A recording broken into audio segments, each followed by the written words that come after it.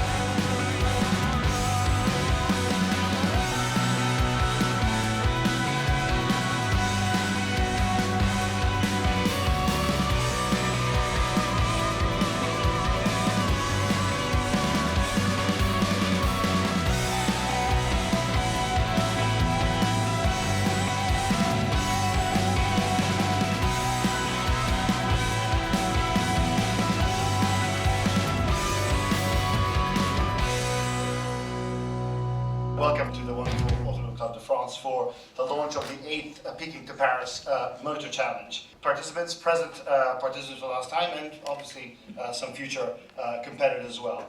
And it's great to have you all here together with our media friends, our sponsors and partners, of course. And it's great to be here to see all you here, because it's really a testament of how this event really brings everybody together. And it's really the spirit of this last great motoring challenge, these adventures, which explains the global appeal that it has. In fact, I think we have people coming from every single continent on Earth. You cross the world with different cultures and different religions and in different places. We have world record breakers with us today. Jerry, it's great that you could make it here again. Of course, Mitch Gross, who did the longest ever event in a steam car, or our friend Anton Gonneson, who competed in that Motor Tree Comtal, which was conceived in 1907. And actually, it was maybe the testament to the fact that we went back to the spirit of Philip Young in a tougher event that has been such a wild-randing success, as hopefully you will see. So, you know, clearly it's an important point to come here to Paris. In the past, we haven't really done the Paris thing, but of course the P2P was really launched in 1907 in the offices of Le Matin. So it was really important for us to be here today. So the 8th running of this event in 2022 was effectively the 25th anniversary of the reenactment that Philip actually put on. So from that perspective, let's see what we have for you adventures planned out. I wanted to introduce you to the team for the next event. Our competition director, Guy Woodcock, who has organized, let's just say, a fair amount of rallies in his life. But key to that, he's also a rally man himself, so he competes as well in different historic rallying, which really makes it an important step. So our clerk of the course for the next edition will be Guy, and of course our deputy clerk of the course, Chris Elkins, who's been on every single P2P other than one. We're going to start with you guys straight away.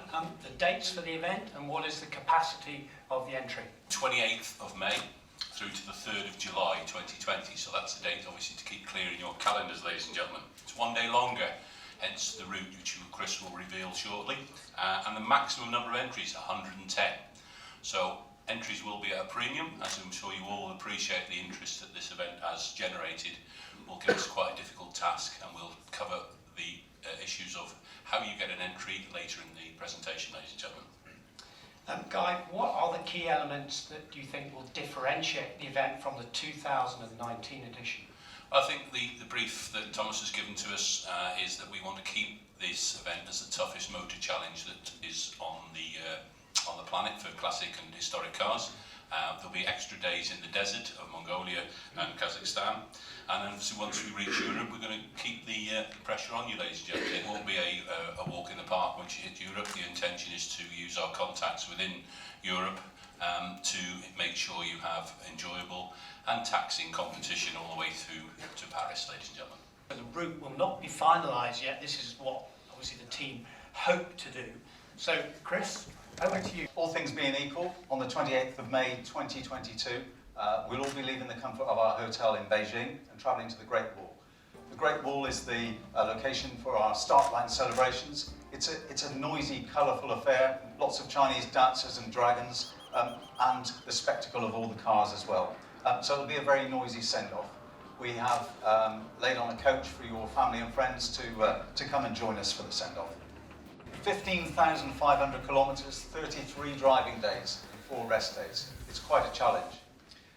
In 2019, we had competitive sections in China for the first time.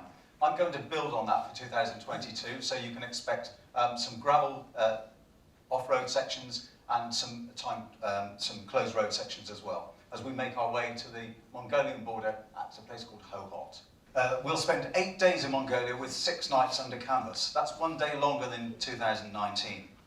Our Mongolian campsites are legendary. They're provided by our local agent, a company called Nomads Tours, and they've been working with us since 2007.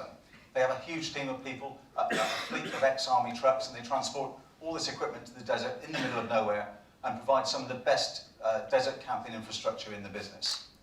You can expect kitchen and dining facilities, good food, hot and cold water, showers, additional mechanical support, and some welding facilities as well. You'll be pleased to know there's even a bar.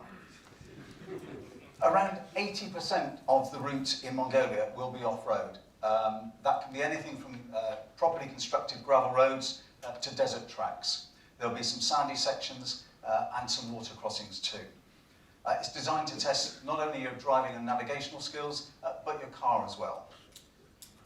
For those people to whom the desert terrain is a bit of a shock, in Ulaanbaatar we have a rest day in a comfortable hotel. Gives you the chance to fix your car, restock, and prepare yourself for the second part of Mongolia. The weather during the day will be hot and sunny, but it's likely to be quite cold at night. On the last night, we camped at a place called Saganur, which is up near the Russian border, and it's almost 2,000 metres above sea level. Temperature there in 2010, I believe, was -10, so you will need a good sleeping bag. This location, close to the Russian border, gives us a chance to get everyone across the border before lunchtime, and that's good news because we have a rest day planned in Novokuznetsk, which enables you to fix your cars that were broken in Mongolia and take advantage of the help from our Russian motor club friends. They provide extra mechanical help and garage facilities to help you with that. We enter Kazakhstan in the eastern region and spend one overnight halt before we get to Nur-Sultan, its capital. From Nur-Sultan we travel southwest across the grassy and sandy Kazakh steppe, where we can have lots of Mongolian-type competitions. So the type of thing you would have done in Mongolia, we'll be doing again in Kazakhstan. But the remote location in this area here dictates that we have 2 extra nights camping. So as we go around the top of the Aral Sea, head towards the border with Russia again, at a place called Astrakhan, as I say, we'll need 2 nights camping there. We'll do a 3-day loop in Russia, ending in Sochi. Sochi, as you remember, will be famous for the Winter Olympics in 2014 and multiple Formula 1 Grand Prix. From Sochi, we head south and into Georgia. Georgia's new to us, we've not been there before, and we'll spend a couple of days, including a day in its capital, Tbilisi, before crossing into Turkey. In Turkey, we have some motor club help there, and they'll, over the next 3.5 days while we travel to Istanbul, they'll give us support and help us run some gravel tests in the hills. We last went there in 2010, and we're looking forward to going there again. When we get to Istanbul, it's another rest day. Part of the city is a UNESCO World Heritage Site, so it gives you time to explore the city there. When we cross into Greece, you can expect to see the competition ramped up. We have a number of former Acropolis Rally stages there that we're going to use, and then from Igoumenista we take a ferry into the southern part of Italy. As a company, we have a lot of experience running events in Europe, so we're going to use this expertise to bring you a real challenging last leg right up to the finish in Paris. Our route will take us through San Marino and then further north through the Italian Alps and into Switzerland via St. Moritz. We'll be tackling mountainous terrain. There'll be a mixture of time control sections and hill climbs. And the final run-in through France will see us finish here in the centre of this beautiful city. I'll be starting the route recce's this summer, and they'll be complete by September next year. Thank you. Guy, let me come to you. Could 2022 be even more of a challenge in your opinion? We need to keep the event as a challenge for you explorers. We're looking at how we can, introduce some challenges in the deserts of Mongolia, and then obviously continue them as we make our way through Kazakhstan. And then once we get to Europe, as I say, we will continue using our contacts to keep the competition going all the way through to Paris. I mean, it does sound as if it's going to be as tough as ever on the crews and the vehicles. Is that how you see it? The brief from the chairman has been to maintain the event has been a tough event, the toughest event I think the description was in the classic calendar. We will make it so the participants have a fun and enjoyable time, but it will all be about getting it to the finish, not necessarily the speed. But speed, as you know, with all you speed freaks in the room, is what you're looking forward to. So it will be a good mixture of both, I hope. And, what about the machinery, though, Guy? We're talking about that, your qualification for the cars and the sort of preparation you really need to get into. I'm speaking to some of the converted in the room who've done the event before. You know how well your car needs to be prepared. What we're going to do is give more advice to those people looking to be involved in the event. Our plan is to look at a new briefing session for your car preparers and those people who have not competed on the event before or competed on it and want to learn how to be more successful. So that's going to happen in the early part of 2021. Further details will follow, and that'll be in an effort to get all of the cars to the finish this time, rather than the few that didn't quite make it in 2019. Tony Jones is head of mechanical assistance crews, commonly known as the sweeps. That's Chief Sweep. There he is. Can you tell us a bit more about these mechanical preparation sessions, please, Tony? Well, hopefully we'll be able to offer some advice and build tips to new crews, and hopefully use the experience of previous crews who can attend as well, and share their experiences and try and explain a few of the pitfalls to newer crews, just to make our job a little bit easier. Okay, but this is an event apart in terms of the punishment, not just the crew receive, but the car receives as well. So what are the general lessons that you and your team have learnt from your experience? What have we learned? Learned a lot. Every day's a learning day. Basically, good preparation is a very big part of the whole event. You need to be prepared, but also your car needs to be prepared, and you need to know your car. That is a very big part of it, and you need to know how to check the oil, check the tyres. All this basic stuff helps you get a lot further without our assistance. So we have a little saying, it's the 5 Ps. It's perfect preparation prevents poor performance. Guy, how will the regulations reflect what you can do to the car, especially pioneer, vintage and classic vehicles for this kind of event? What we've done is effectively gone through with Tony and other people in the organisation. So what we've done is sort of given you a bit more guidance on what can and can't be allowed, what you need to have on the vehicle, and those regulations are in the back of the event regulations as such, and also we've reiterated them quite a lot in the car preparation guide.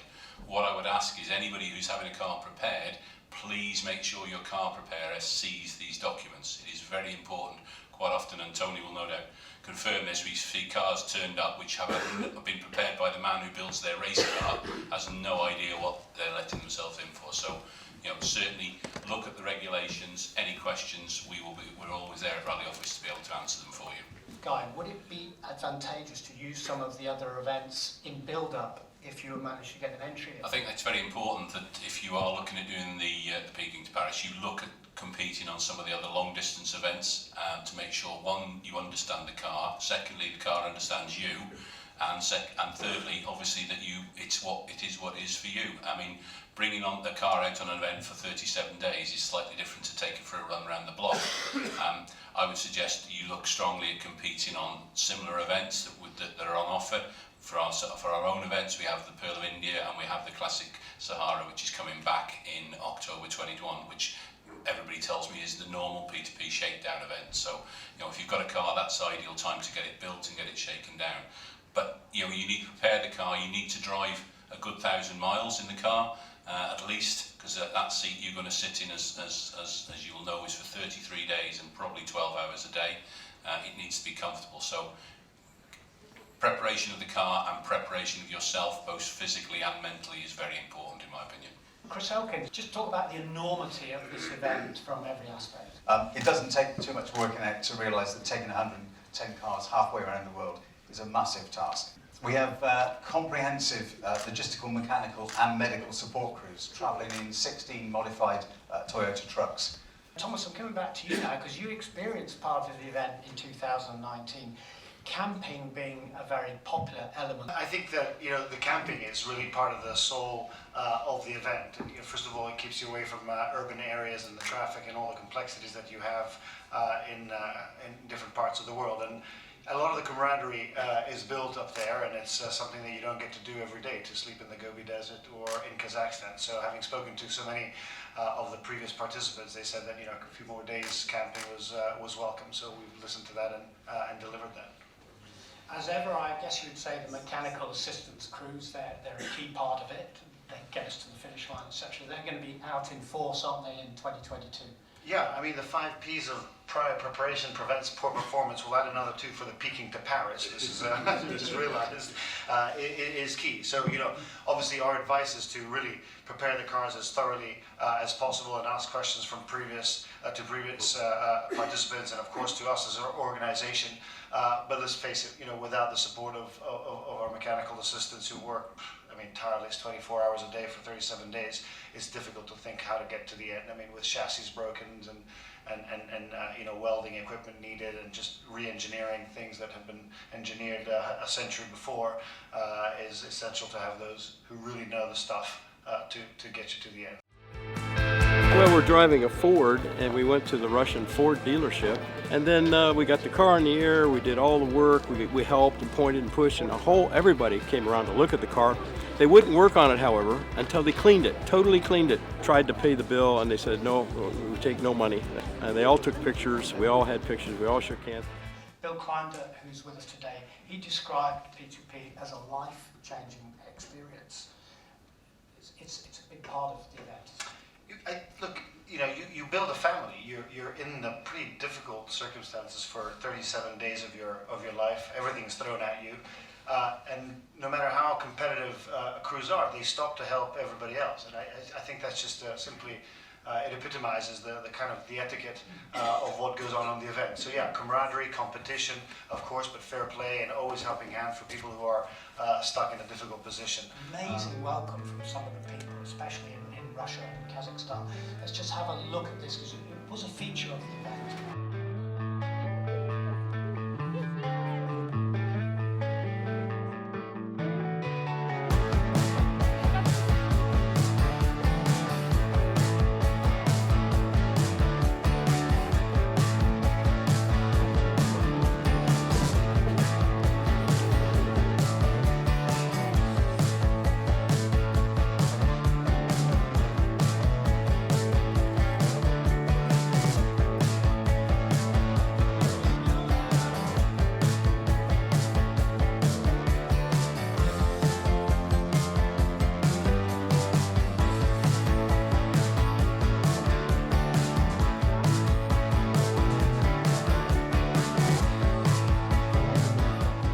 So, Thomas, can I ask you, what does here at ERA plan to do for the environment? Well, yes, thank you, Johnny. So last week we announced our plan to be carbon neutral or carbon negative. We'll have 2020 to work on that and launch it in 2021. And effectively, we'll be planting trees in an amount necessary to offset the carbon that we obviously emit. And that's not only the engines, and we have to collect all the data. We'll do that as part of our scrutineering across all of our events throughout the year. But also all the flights that we take to the various parts of the globe where Obviously, we then create the rallies and all the allocated, if you want, carbon that goes into physically driving the routes the many times that we do. And clearly, this has to be done with a global player, because it needs to stand the test of scrutiny from everybody. It's important that our passion wider to the Peking to Paris, but the historic classic car movement is at the forefront of what is a challenge for everybody. And I think we need to show the responsibility and pioneer this, and certainly it's an important element for Hero ERA to do so. I think there might be quite a few official entries heading your way, Guy, but submitting an entry form doesn't necessarily guarantee that you'll get on the start list, does it? I think we're going to be inundated with entries. We will look at the entry criteria. Eleanor will explain some more details on that. But basically, we're looking at past experience, pre-war cars to bring the event back to as it was originally thought of Philip Young. Those will be considered. Everybody will be considered. It will be an organising committee of all the people involved in putting the event together. But as Tony said, submitting an entry form does not guarantee. We will look at that and we will put together a team. We want to keep some new blood in P2P. Those of you who've done it for the first time, I think will say that we need to have that new blood. It's great to have the experienced competitors, but we also need some new blood so we can educate these people how good this event is. As Guy said, we may receive more applications than we can accommodate. So the important thing is that you are aware that the event is by invitation only. So the first step is filling in the application form, which you will receive today, and we will send it by email as well. And that entry form will not guarantee you an entry, but it will be the first step for your entry to be evaluated when the entry committees will meet in April. We will give time until the end of March for everyone to submit their entry. So don't rush, and especially don't lie. Don't say you're going to do the event with a 1920s Bentley and then call us and say, oh, sorry, the car is not ready. We're going to get a 1976 car or whatever. If you change your car after your entries be submitted, we can withdraw your entry. So please be as truthful as you can when you send your entry application. And if you don't have a car already or you're not sure which car you're going to enter the event with, just give us the best indication. Also, please make sure that you fill in the details regarding any previous experience, because that would be one of the important criteria which we will evaluate. Previous experience in maybe you've done more than one P2P even, or any other endurance rallies, or you're looking forward to building experience on the run-up to P2P as preparation. When you submit your entry form, you do not need to pay any deposits, you don't need to send us any money. We will meet by the end of April, and that means that we hope by the first week of May to get back to anyone who has applied with hopefully a positive answer, or if we receive more applications that we can accommodate, we will register the non-successful applicants on a reserve list, so you may have a chance after to join the entry list, because there are withdrawals, there are situations and changes in people's lives, so you always have a chance. That's it, really. I think good luck to everyone, and we look forward to welcoming you.